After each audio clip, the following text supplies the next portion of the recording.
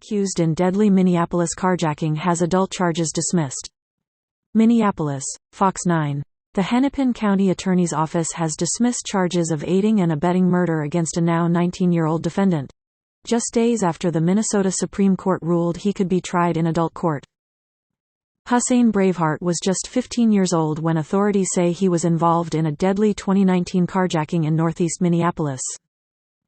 A judge initially ruled the case against Braveheart on charges of aiding and abetting second-degree murder and first-degree aggravated robbery in connection to the death of 39-year-old Stephen Markey should proceed in juvenile court.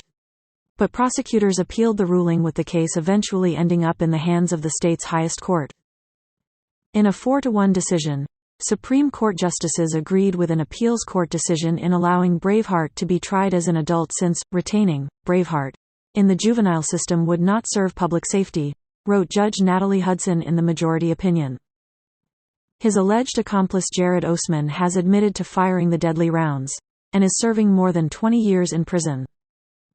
In a filing to dismiss the current adult case against Braveheart, prosecutors note that the case is being dismissed without prejudice, and they retain the ability to refile charges again. The Hennepin County Attorney's Office declined to respond to Fox 9 inquiries about the timing of the dismissal and if there are plans in the works to in fact refile murder charges against Braveheart. Deadly carjacking attempt. On June 11, 2019, Braveheart, then age 15, and his accomplice Jared Osman, 16 at the time, approached Markey at an intersection armed with guns and wearing bandanas to hide their face, with plans to rob and steal his car.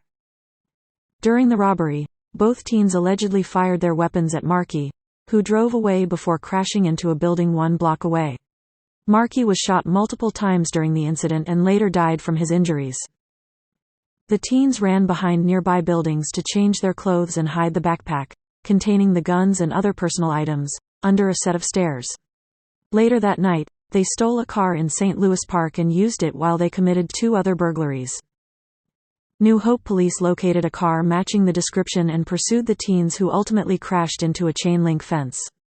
They were both arrested. While talking with investigators, both teens allegedly admitted to committing the crimes, according to court documents. In 2020, Osman pleaded guilty to second-degree intentional murder and was sentenced to 22 years in prison.